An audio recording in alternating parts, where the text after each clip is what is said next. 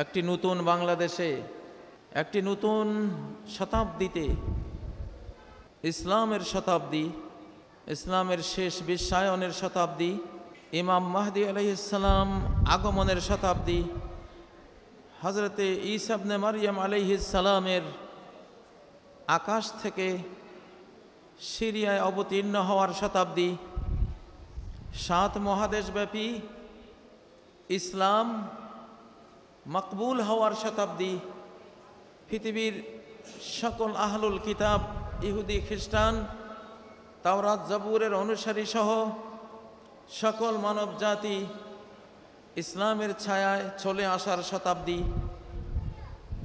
কিয়ামতের 10টি ভয়াবহ পূর্বাভাস, আলামত, দাব্বাতুল আরদ, ভূগর্ভ থেকে একটি জানোয়ার, পশু বের হওয়ার শতাব্দী, দাজ্জাল বের হওয়ার শতাব্দী, সারা বিশ্ব ধূম্রাচ্ছন্ন হওয়ার শতাব্দী, পশ্চিম থেকে সূর্য ওঠার শতাব্দী, ঈসা ইবনে মারইয়াম আলাইহিস সালামের নাজিল হওয়ার শতাব্দী, পৃথিবীর পূর্বাঞ্চলে বিশাল একটি অঞ্চল তলিয়ে যাওয়ার শতাব্দী, পৃথিবীর পশ্চিমাঞ্চলে কোনো দেশ মহাদেশ মাটির নিচে চলে যাওয়ার শতাব্দী, আরব ভূখণ্ডে একটি বিশাল অঞ্চল তাও মাটির নিচে চলে যাবে সেই শতাব্দী, সর্বশেষ ইয়ামান থেকে একটি আগুন বের হবে, তাখরুজু নার মিন কার আদেন, এডেন শহরের গভীর থেকে একটি আগুন বের হবে, বিস্ময়কর আগুন, যে আগুন গোটা বিশ্বকে বেষ্টনী দেবে, বেষ্টনী দিয়ে সকল মানুষকে ধাওয়া করে ধীরে ধীরে ফিলিস্তিনের বাইতুল মুকাদ্দাস মসজিদ অর্থাৎ মুলকে শামের দিকে নিয়ে যাবে। সারা পৃথিবী বিরান হয়ে যাবে, উজাড় হয়ে যাবে। সকল মানুষ তাদের যে হাসরের মাঠ মুলকে শাম অর্থাৎ ফিলিস্তিন, ইসরায়েলের দখল করা অঞ্চল, লেবানন, সিরিয়া, জর্ডান, ইরাকের একটি অংশ, তুরস্কের একটি অংশ, কুর্দিস্তানের একটি অংশে ছড়িয়ে থাকা যে বিশাল মুলকে শাম, আমরা সবাই সেই মুলকে শামের দিকে চলে যাব, যার যার দেশ মহাদেশ ছেড়ে। এটি সেই শতাব্দী। 2024-এর পরবর্তী শতাব্দী আল্লাহর শতাব্দী। ওয়াযাক্কিরহুম বিআইয়ামিল্লাহ, আইয়ামুল্লাহ দিয়ে মানুষকে উপদেশ দাও, এটা সেই শতাব্দী। এখন মসজিদ ভিত্তিক রাষ্ট্র সমাজ তৈরির শতাব্দী। এখন আর অফিস ভিত্তিক রাষ্ট্র সমাজ চলবে না, মসজিদের মিম্বর থেকে রাষ্ট্র পরিচালিত হবে, মসজিদের মিম্বর থেকেই বিচার কার্য সম্পন্ন হবে, মসজিদের মিম্বর থেকেই পার্লামেন্টারিয়ান সকল সিদ্ধান্ত পাশ করা হবে। এটা এমন এক পার্লামেন্ট যেখানে ঢুকতে উজু করতে হয়, যেখানে ঢুকতে ডান পা দিতে হয়, যে পার্লামেন্টে ঢুকতে দোয়া পড়তে হয়, বিসমিল্লাহি ওয়াসসালাতু ওয়াসসালামু আলা রাসূলিল্লাহ, আল্লাহুম্মা আফতাহলি আবওয়াবা রাহমাতিক, রহমতের দরজাগুলো খুলে দাও, জান্নাতের দুয়ারগুলো খুলে দাও। এই পার্লামেন্টে ঢুকতে এই দোয়া পড়তে হয়। তারপর ঢুকেই ওয়াজিব 2 রাকাত শাহানশাহী রাজাধিরাজের দরবারের আদব 2 রাকাত সালাত পড়তে হয়। রাজাধিরাজ রব্বুল আলামিনকে সেজদা দিতে হয়, যেহেতু তার ঘর, তার পার্লামেন্ট, তারই পৃথিবী, তারই এ জগৎ, সব কিছু তারই মালিকানাধীন। তাকে সেজদা দিয়ে যখন মানুষেরা এখানে বসে, সেই মানুষদের অন্তরে আমেরিকার ভয় থাকে না, ইউরোপের আলোচনা আসে না, তাদের অন্তরে রাশিয়ার আলোচনা আসবে না, ভারতের আলোচনা আসবে না, তাদের অন্তরে আসবে রব্বুল আলামিনের ভাবনা, তার ভক্তি, তার ভাব, তার ভয়, সকল আশা ভরসা তার দিকে চলে যাবে, সকল ভয়ভীতি তার কেন্দ্রিক আবর্তিত হবে, হৃদয় মনোপ্রাণ সব কিছু তার দিকে ধাবিত হবে। এটা এমন একটি পার্লামেন্ট, यही मस्जिद यही काबा यही गुलजार जन्नत है, चले आओ मुसलमानो यही तख्ते मोहम्मद है। আমরা ভুলে গেছি যে আমাদের এই মসজিদটাই হলো তখতে মোহাম্মদী, মুহাম্মদ সাল্লাল্লাহু আলাইহি সাল্লামের সিংহাসন, মুহাম্মদের উম্মত। এটা হারিয়ে ফেলেছে বিগত 100 বছর আগে। কেন আমি বললাম 2024 পরবর্তী পৃথিবী আল্লাহর পৃথিবী, ইসলামের পৃথিবী? কেন বললাম? এই জন্য বললাম যে নবী সাল্লাল্লাহু আলাইহি সাল্লাম বলেছেন, ইন্নাল্লাহা ইয়াবআসু লিহাযিহিল উম্মাহ আলা রাসি কুল্লি মিআতি সানা মান ইউজাদ্দিদু লাহা দীনাহা। প্রত্যেক 100 বছরের মাথায় আল্লাহ তাআলা এই উম্মতের জন্য এমন সব লোকেদেরকে উম্মতের মধ্যে প্রেরণ করবেন যারা দ্বীনের হারিয়ে যাওয়া সব জিনিস নবায়ন করে দেবেন। আমাদের দ্বীনের হারিয়ে যাওয়া খেলাফত কবে হারিয়েছি? আমরা কি ইতিহাস জানি? অনেকেই জানি না। আমরা কুফরি এবং ফেরাউনি শাসনের অধীন থাকতে থাকতে ফেরাউনি শাসনকেই আল্লাহ শাসন মনে করতে শুরু করেছি, মেনে নিয়েছি, ধরে নিয়েছি। আসলে এটা নয়। আমরা হারিয়েছিলাম আমাদের কোরআনিক শাসন 1924 সালে তুরস্কের খেলাফত হারাবার মাধ্যমে, বিশ্ব চক্রান্তে তুরস্কের ইসলামী খেলাফত হারাবার মাধ্যমে আমরা ইসলামী কোরআনিক খেলাফত হারিয়েছি। 1924 থেকে 2024-এ ইংরেজি 100 বছর পূর্ণ হয়েছে।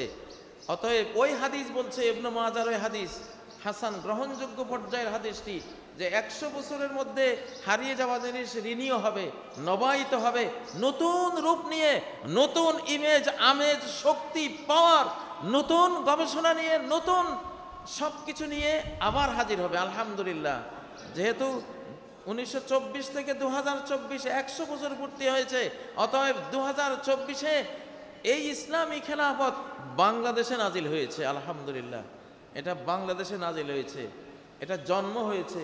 আপনারা এখনো দেখেননি এর রূপ, এটা ভূমিষ্ঠ হবে এখন ইনশাআল্লাহ, সামনে জন্ম হয়ে গেছে। তার আগে 1924 থেকে 2021 আরবি সাল হিসেবে 100 বছর পূর্তি হয়েছে 2021-এ। আরবি সাল যেহেতু আরবি শতাব্দী ইংরেজি শতাব্দী থেকে 3 বছর আগে হয়, এজন্য 1924 টু 2021 আরবি 100 বছর। সেই 100 বছর পূর্তিতে আফগানিস্তানকে আল্লাহ তাআলা কোরআনিক শাসন দিয়ে দিয়েছেন, সেখানে এসেছে। আরবি সাল আগে, নবীজির সাল আগে, হিজরি সাল আগে, এজন্য আফগানিস্তান আগে পেয়েছে। আর আমরা ইংরেজির খুব মায়া করি, তো এই জন্য আমরা ইংরেজি সালেরটা পেয়েছি। যে বাংলাদেশের মানুষ, আমাদের নেতারা বক্তৃতা করতে অর্ধেক ইংরেজি বলে, এত ইংরেজি ভক্ত।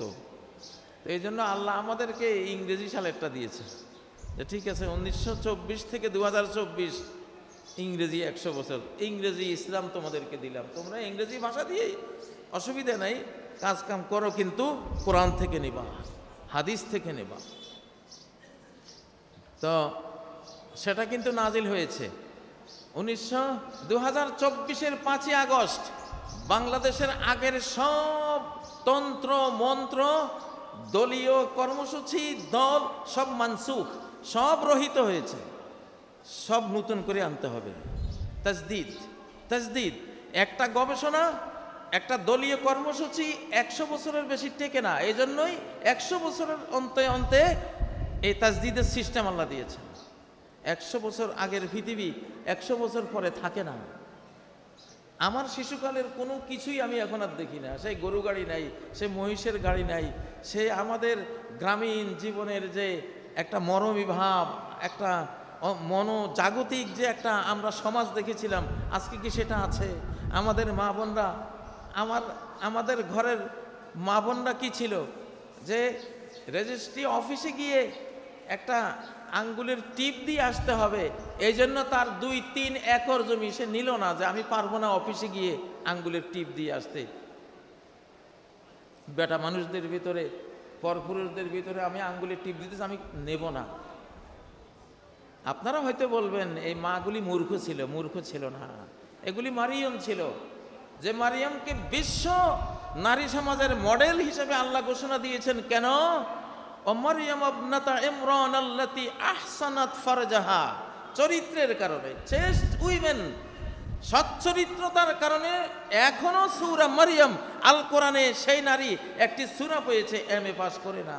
উনি কোনো ডক্টরেট ডিগ্রি ওনার ছিল না, উনি কোনো নেতা নেত্রীও ছিলেন না, উনি কোনো প্রধানমন্ত্রীও হন নাই, শুধু সতী নারী ছিলেন, সচ্চরিত্র নারী ছিলেন, চেস্ট উইমেন ছিলেন, অসহ্য স্পর্শ ছিলেন। জিব্রাইল যখন তার ঘরে ঢুকে জিব্রাইলকেও বলেছিলেন, ইন্নী আউযু বির-রহমানি মিনকা ইন কুনতা তাকিয়া। হে রাজকীয় ফিগারের জিব্রাইল, উনি বুঝেন নাই এই যে জিব্রাইল, ভেবেছেন কোনো যুবক, বলেছেন আমি রহমানের কাছে তোমার থেকে আশ্রয় চাই, তুমি মুত্তাকি হলে আমার দিকে হাত বাড়াইও না। তারপরে জিব্রাইল ওখানে বলতে হয়েছে যে না বোন, আমি কোনো মানুষ না, আমার নারী পুরুষের কোনো প্রয়োজন নাই, আমি এসবের ঊর্ধ্বে, আমি জিব্রাইল। আল্লাহু আকবার। এটাই গুণ, মা জাতির একটাই গুণ, তার জান্নাতে যাওয়ার 4টা পয়েন্টের 2টা পয়েন্ট আল্লাহর। 5 ওয়াক্ত সালাত পড়বে, রমজানের সিয়াম পালন করবে, আর 2টা পয়েন্ট হলো সচ্চরিত্র, তার স্বামীর কথা মানবে, চরিত্র পবিত্র রাখবে। আজকে তো এই চরিত্রের মূল্য নাই, কিন্তু মূল্য আছে কি নেই সামনে টের পাবেন ইনশাআল্লাহ। প্রিয় বন্ধুরা, আমি এই শতাব্দীর বৈশিষ্ট্য বললাম আজ এতক্ষণ। এই শতাব্দীটা কি আপনাদের বুঝতে হবে। এখন আমাদের পকেট উজাড় করে এই নতুন শতাব্দী গড়তে হবে। সাহাবীরা যেমন নতুন একটা শতাব্দী গড়ার জন্য পেটে পাথর বেঁধেছিলেন, আবু বকরের মতো সারা আরব বিখ্যাত ব্যবসায়ী, বিজনেসম্যান, আরবের বড় পুঁজিপতি, ধনী মানুষ এমন হয়েছে তাবুক যুদ্ধের সময় আবু বকর তার ঘরে থাকা ন্যাকড়া, একটুখানি টুকরা টাকরি কি পেয়েছেন সবটুকু এনে নবীজির সামনে হাজির করলেন। ওমর ভেবেছিলেন আজকে আবু বকরকে টেক্কা দেব। ওমরের বিশাল সম্পত্তি ছিল, তিনি সম্পত্তি 2 ভাগ করে 1 ভাগ নিয়ে আসলেন, অনেক টাকা পয়সা। আর আবু বকর ছোট্ট পোটলা একটা আনলেন। নবীজি প্রশ্ন করলেন, আবু বকর তুমি কি এনেছো? ওমর তুমি কি এনেছো? নেসফা মালি, আমার মালের অর্ধেক। তারপর জিজ্ঞাসা করলেন, আবু বকর তুমি কি এনেছো? আমি যা পেয়েছি ইয়া রাসূলুল্লাহ, ঘরে ছোট্ট একটা টোপলা, এইটা নিয়ে এসেছি, কিছু ঘরে রেখে আসিনি। হিসাবটা হয়েছে এখানে কত লক্ষ দিরহাম, এটার হিসাব না, এখানে হিসাব হলো তুমি তোমার সম্পদের কতটুকু এনেছো, পুরোটা না অর্ধেক না 3 ভাগের 1 ভাগ না কোনটা, এইটা হলো হিসাব। এখন পুরোটা 1 টাকা হতে পারে, আবু বকর যা এনেছেন হয়তো 1 দিরহামও মূল্য হবে না, কিন্তু পুরাটা, এটাই ছিল, পুরাটা নিয়ে এসছেন। আল্লাহু আকবার। ওমর বললেন, আবু বকর তোমার সাথে আর প্রতিযোগিতা জীবনেও করব না, হেরে গেলাম আজও। এই যে আমি অর্ধেক এনেছি, যদিও আমার অর্ধেকে লক্ষ লক্ষ দিরহাম, আর তুমি পুরাটা এনেছো যদিও 1 টাকা, কিন্তু তোমার তো কিছুই নেই। দান করতে করতে একটি নতুন পৃথিবী গড়তে, তখন তো আমাদের এই যুগের মতো একটি নতুন পৃথিবী তারা গড়তেছিলেন, এজন্য পেটে পাথর বাঁধতে হয়েছিল নবীজিরও, আবু বকরেরও, ওমরেরও, সাহাবীদের। সুবহানাল্লাহ। প্রিয় বন্ধুরা, একটা সময় আসবে যখন ইমাম মাহদী চলে আসবেন, যখন ইসলামী খেলাফত কায়েম হয়ে যাবে, তখন আপনার ঘরের $100 বিলিয়ন নিয়ে গেলেও ইমাম মাহদী নেবেন না, দরকার নেই, সময় শেষ। আপনি $1 ট্রিলিয়ন নিয়ে গেলেও, আপনি যদি 1 পাহাড় সমান স্বর্ণ নিয়ে যান, ইমাম মাহদী এই স্বর্ণগুলি নেন, উনি বলবেন না। আল্লাহু আকবার, আল্লাহু আকবার। সে সময় আসতেছে। ওয়াফিদাল মাল, ওয়াফিদাল মাল, সহিহ বুখারী, যাকাত অধ্যায়ের হাদিস। সম্পদের এমন বন্যা বয়ে যাবে ইসলামের শতাব্দীতে, ইসলামের শেষ শতাব্দীতে, কোরআনের বরাকাতে। এই যে রমজান মাস, রমাদান, বরকতময় রমাদানই তো সমস্ত আসমানি কিতাব নাজিল হয়েছে। তো এমন বন্যা বয়ে যাবে, ওয়াফিদাল মাল, মাল। আপনারা তো সিলেটের মানুষ, ভারতের বন্যা দেখেন, দোতলা বিল্ডিংও ডুবিয়ে নেয়, তাই না? সব পানি থই থই করে। এই পরিস্থিতি হবে সম্পদের, এই পরিস্থিতি হবে সম্পদের। আল্লাহু আকবার। হাত্তা লা ইয়াকবালাহু আহাদ, একজনও পাওয়া যাবে না সমাজে টাকা, স্বর্ণ, রিয়াল, ডলার এগুলি নিবে। কি করবো নিয়ে? আমার ঘরে তো কত কোটি পড়ে আছে, আমি এটা নিয়ে কি করব? খাবে কে? আপনারা হয়তো মনে করছেন আজকের মতো সামনেও এই টাকা পয়সা কেন্দ্রিক সমাজে যার টাকা আছে সে মূল্যবান। নো, এটা একেবারে জিরো পর্যায়ে চলে যাবে। টাকার কোনো ভ্যালুই ইসলামের শুরুতেও ছিল না। টাকার কারণে কাউকে বড়লোক বলা হতো না। এটা ইংরেজ, ইহুদি, খ্রিস্টানদের রেখে যাওয়া নোংরামি। তারা টাকাকে সব কিছু মনে করে, টাকাকে বেঈমানরা অনেক কিছু মনে করে, সর্বোচ্চ সম্মানের জিনিস মনে করে। আর টাকা পয়সাকে, সম্পদকে ইসলাম কি মনে করে সেটাও শুনুন। আজকে যে তৃতীয় বিশ্ব, দ্বিতীয় বিশ্ব, প্রথম বিশ্ব, ফার্স্ট ওয়ার্ল্ড, যার টাকা বেশি সে ফার্স্ট ওয়ার্ল্ড, যার একটু কম সে সেকেন্ড ওয়ার্ল্ড, যার একেবারে কম সে থার্ড ওয়ার্ল্ড। টাকার কারণে ভাগটা হয়েছে। আমরা গরুকে খাওয়াবার জন্য খড়কুটায় স্তূপ দেই না, এটারে কি বলে? খড়ের স্তূপ দেই না। কেউ পাড়া বলে, কেউ আপনার সিলেটে কি বলে, বাঁশ একটা মাঝখানে দিয়ে যে এই ঘের, ঘের, এই যে সারা বছর গরু খায় যে ওখান থেকে ঘের, হ্যাঁ ঘেরের গোলা নাকি? হ্যাঁ, মানে এখন যার এগুলি বেশি সে বড় গৃহস্থ, তাই না? তো আজকের বস্তুবাদী পৃথিবী টাকার ভিত্তিতে মানুষকে বড় ছোট ভাবছে। নবীজি বলেন সাল্লাল্লাহু আলাইহি ওয়াসাল্লাম, ফাদাহু আবি ওয়া উম্মি, তিনি বলেন মানুষের খাবার দুনিয়ার এক্সাম্পলটা মানুষের সামনে দিয়ে দিয়েছে।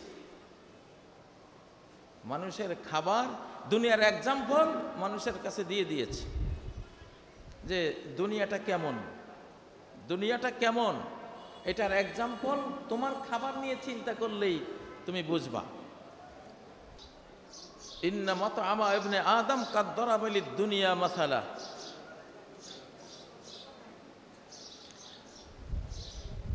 মানুষের খাবার দুনিয়ার এক্সাম্পল পেশ করে। সেটা কি? মানুষ ওয়াইন কাজ্জাহু ওয়া মালাহা, মানুষ যতই মশলা খাবার বানাক, আমাদের সিলেটবাসীর মশলা খাবার লন্ডনে খুব প্রিয়, আমরা জানি। ওয়াইন কাজ্জাহু, কাজ্জাহা মানে হলো বিভিন্ন মশলা দিয়ে সুবাসিত করে খাবার তৈরি করা।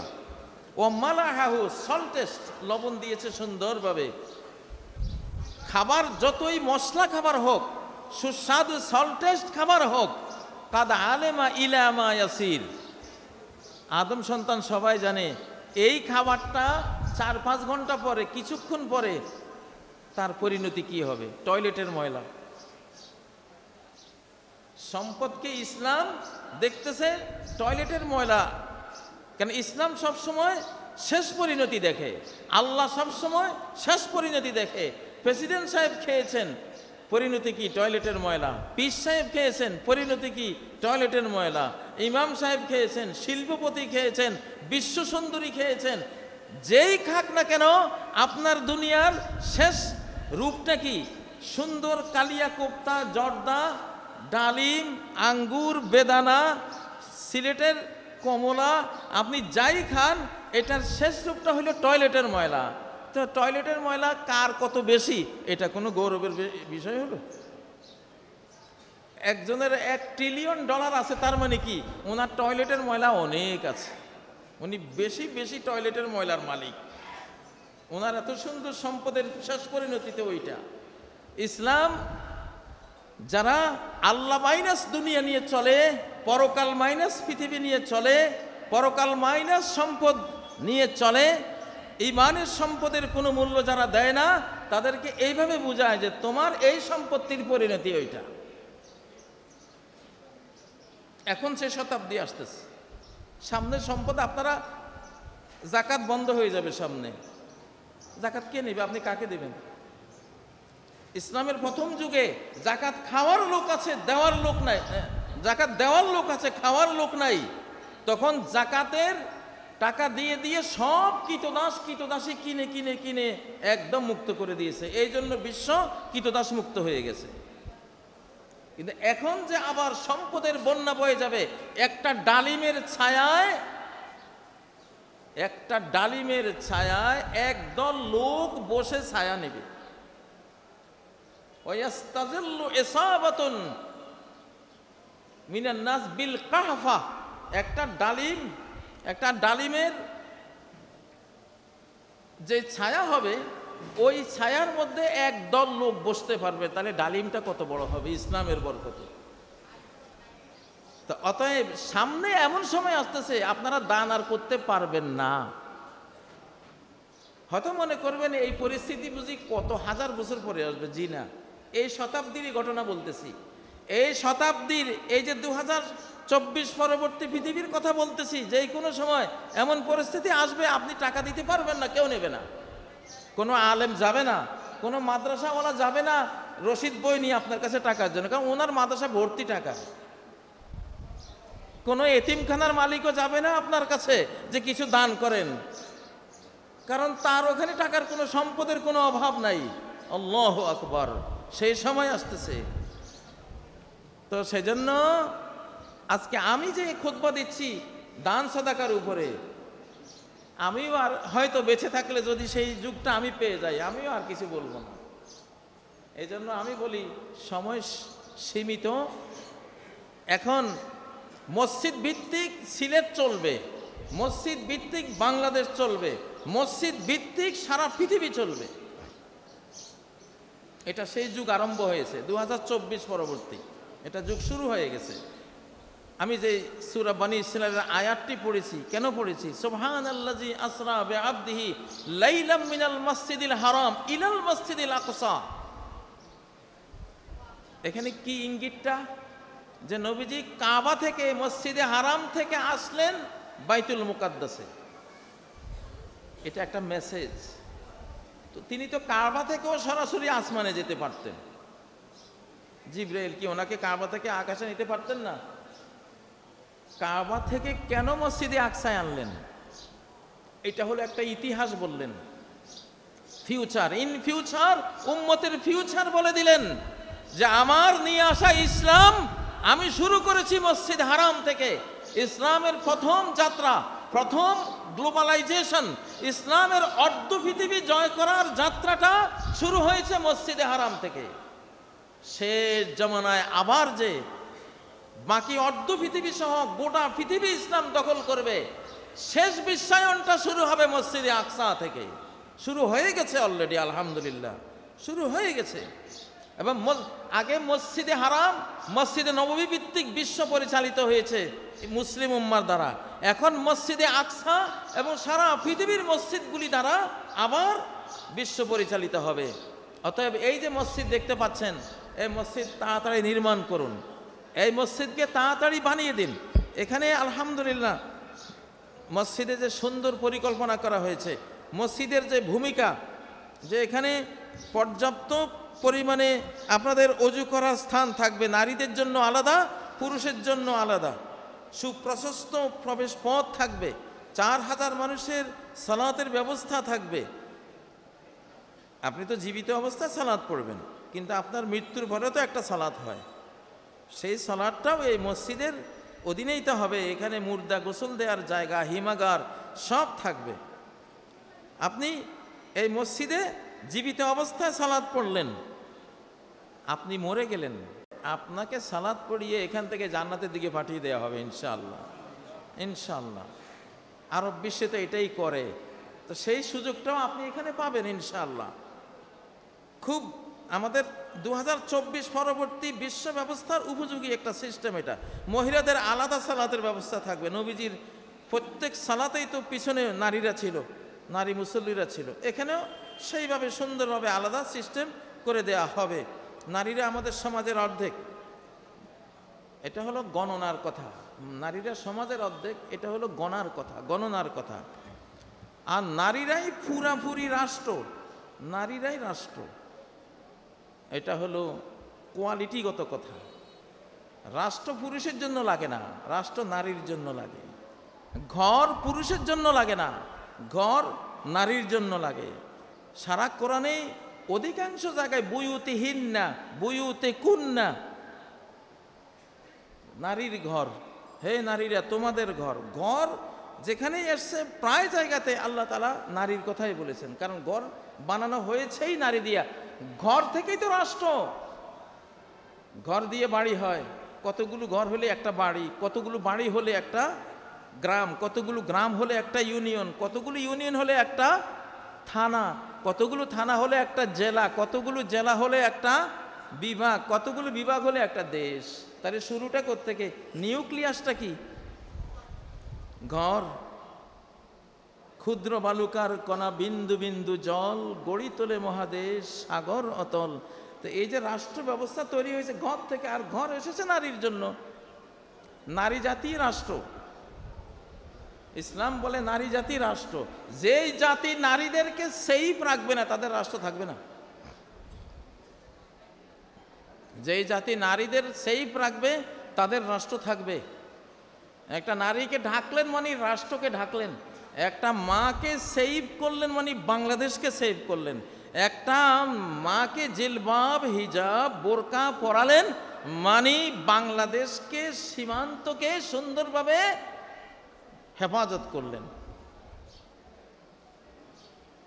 আপনি দেখছেন একটা নারী, সে আটো সাটো ড্রেস পরেছে, তার বোরকাটা ফেলে দিয়েছে, সে তার লম্বা চুল কেটে পুরুষের মতো খাটো চুল করেছে। আপনি দেখছেন সে করেছে,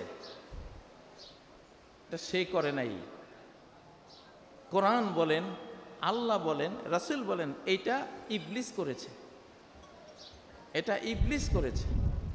ইবলিস তার চুলগুলো কেটে দিয়েছে, ইবলিস তার বোরকাটা ফেড়ে দিয়ে একটা আটো সাটো ড্রেস দিয়ে দিয়েছে, যাতে ইবলিসের ফর্মুলায় মানব জাতি ধ্বংসের, যে একটা নারীকে তালাক দেওয়াতে পারলে, ঘর ভাঙতে পারলে, ওই শয়তানকে সে বুকে জড়িয়ে নেয় যে হ্যাঁ কাজের কাজ তুমি করেছো।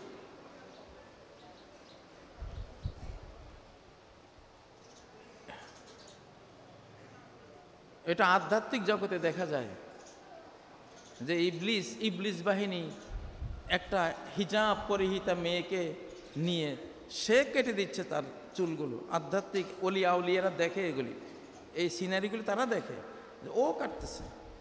করিন করিন قال قرينه ربنا ما أطغيته ولكن كان في ضلال بعيد।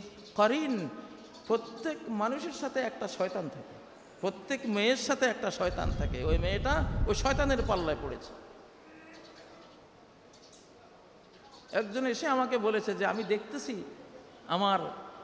আমার আধ্যাত্মিক দর্শনে ঘুমে আমি দেখতেছি যে ইবলিস এসে এই মেয়েটার চুলটা ধরে এইভাবে কেটে দিচ্ছে, আর তার বোরকাটা নিয়ে এইভাবে দ্বিখণ্ডিত করে দিয়ে তাকে একটা আটো সাটো এমন ড্রেস, যেটা পরা না পরা এক সমান, অর্ধ উলঙ্গর মতো একটা পোশাক বানিয়ে দিয়েছে। ইবলিস করায়। আমাদের নারীরা বুঝতেছে না যে তারা কিভাবে শয়তানের হাতে পড়েছে। এটা রাষ্ট্রবিজ্ঞান বললাম আপনাদেরকে। এই যে মহিলাদের জন্য সালাতের ব্যবস্থা, মহিলাদের জন্য সিনেমার ব্যবস্থা এই দেশে আছে, কেন মহিলাদের জন্য মসজিদে ব্যবস্থা নাই? স্বামী স্ত্রী যাচ্ছে, জোহরের সময় হলো, স্বামী জোহর পড়লো, স্ত্রীর জন্য না ওযুর জায়গা আছে, না কোনো সালাত পড়ার মসজিদে ব্যবস্থা আছে। তাহলে যেই নারীর জন্য মসজিদে যাওয়া, নিউ মার্কেটে যাওয়া, বাজারে যাওয়া, যেতে যেতে ইউরোপে যাওয়া, আমেরিকা, সারা ওয়ার্ল্ডে যাওয়া, যেটা হারাম। নারী তার বাবার চোখ, ভাইয়ের চোখ, চাচা, জ্যাঠা, স্বামী, এদের 8-10 জোড়া চোখের হেফাজতি পর্যবেক্ষণে সিসি ক্যামেরা এসে থাকবে, রাখতে হবে, নাহলে এই সম্পদ তুমি ধ্বংস করে দিলা, তোমার এসে ধ্বংস করে দিবে। সেই নারীর জন্য মসজিদের দুয়ার বন্ধ, সব সিনেমার দুয়ার খুলে দিয়েছে। তো এই মসজিদ আলহামদুলিল্লাহ খুব খুশি লাগলো যে এখানে মহিলাদের জন্য সালাতের আলাদা ব্যবস্থা আছে। এটা বাংলাদেশের শেষ হলেও মডেল মসজিদগুলিতে সিস্টেমটা করা হয়েছে আলহামদুলিল্লাহ। শিশুদের উৎসাহের আলাদা জায়গা আছে। অনেক মসজিদের শিশুরা কানলে ইমাম সাহেব উঠে প্রশ্ন করেন যে শিশু আসলো কেন? আরে বাবা, শিশুর কান্নাওয়ালা মসজিদে তো আল্লাহর কাছে প্রিয়। নবী সাল্লাল্লাহু আলাইহি ওয়াসাল্লাম বলছেন যে আমি ইন্নী উরিদু আন উতিলা সালাহ, আমার এরাদা হলো আজকে আমি লম্বা কেরাতে সালাত পড়ব, ফা উখাফফিফ, কিন্তু আমি কেরাত ছোট্ট করলাম। লেমা সামি'তু মিন বুকা ইস-সাবি, আমি শিশুর কান্না শুনলাম। তাহলে নবীজির মসজিদে যদি শিশু থাকতে পারে, শিশুর কান্না যদি নবীজির কানে যেতে পারে, এবং কানে যাওয়ার পরে সালাত ওই সাইয়্যিদুল মুরসালিন ইমাম তিনি সালাত সংক্ষিপ্ত করে তাড়াতাড়ি লে ওয়াজদে উম্মিহি আলাইহে, শিশুর মার ভিতরে তো স্নেহের বান ডেকেছে, সে তো নামাজে এখন আনিজি ফিল করতেছে, আমি তাড়াতাড়ি কেরাত সংক্ষিপ্ত করে আমি শিশুর মাকে শিশুকে কোলে নেওয়ার সুযোগ করে দিলাম। এটাই তো ইসলাম, এটাই তো মানবিক ইসলাম। আপনার এই শিশুরা এই মুসল্লিদের এই নুরানি মজলিসে না আসলে, এই সমাজ তৈরির এই সুন্দর সিস্টেম তারা শিশুকাল থেকে না দেখলে তারা মসজিদে আসবে কিভাবে? তাহলে এখানে শিশুদের জন্য সে সিস্টেমটা রাখা হয়েছে, আলহামদুলিল্লাহ। তবে শিশুদেরকে যারা আনবেন, আজকাল ডায়াপার পরিয়ে আনতে পারেন, আজকাল কত সিস্টেম সুন্দর, এমন সিস্টেম যে শিশু 5 ঘন্টা থাকলেও মসজিদের কোনো সমস্যা হবে না, সেইভাবে নিয়ে আসবেন, সুন্দর সিস্টেমে নিয়ে আসবেন। সমৃদ্ধ ইসলামী পাঠাগার থাকবে, কমিউনিটি সম্মেলন কক্ষ থাকবে, মাশাআল্লাহ, ইমাম মুয়াজ্জিনের থাকার সুব্যবস্থা থাকবে, পর্যাপ্ত সিঁড়ি লিফট থাকবে, সুবিশাল পার্কিং থাকবে। মানে কি একটা রাষ্ট্রের, একটা পার্লামেন্টের রূপ এটা, আলহামদুলিল্লাহ। সামনে একটা সময় আসতেছে আমরা টাকা তুলবো না, কোনো আলেম আপনাদের কাছে টাকা চাইবে না, টাকার কোনো মানে থাকবে না। আপনার টাকার ভ্যালু থাকতে থাকতে কিছু করে যান, মসজিদটা রেডি করে দেন আমাদেরকে, আমরা রাষ্ট্রটা নিয়েছি ইনশাআল্লাহ, এই রাষ্ট্র আলেমদের থেকে কেউ নিতে পারবে না আর ইনশাআল্লাহ। সরকারকে এখন আমরা চালাই, আমাদের আল্লাহ তাআলাকে সাথে নিয়ে সরকারকে বুদ্ধি আমরা দেব। এখন জালেমের পৃথিবী শেষ, আলেমের পৃথিবীর বাংলাদেশ ইনশাআল্লাহ। জালেমের সময় শেষ, আলেমের বাংলাদেশ ইনশাআল্লাহ। আপনারা দেখবেন, আমি শুধু এটা একটা স্লোগান দিই না, একটা মেসেজ দিলাম, কোরআন সুন্নাহ গবেষণা করে মেসেজ দিলাম। এই 2024-এর পরে আলেমরাই হবে ধারক বাহক ইনশাআল্লাহ। আলেমদের পরামর্শ নিয়ে সরকার চলবে। ডক্টর ইউনূস, আমরা জানি ডক্টর ইউনূস আলেমদের পরামর্শ নিয়ে চালাচ্ছেন ইনশাআল্লাহ। শক্তি দিচ্ছি আমরা, সাহস দিচ্ছি আমরা, এবং তার বাঁকে বাঁকে কোথায় তিনি কিভাবে চলতে পারবেন সুন্দরভাবে কোরআন সুন্নাহ ঘেঁটে, আমরা সেটা ওনাকে জানাচ্ছি, সরকারকে জানাচ্ছি। তো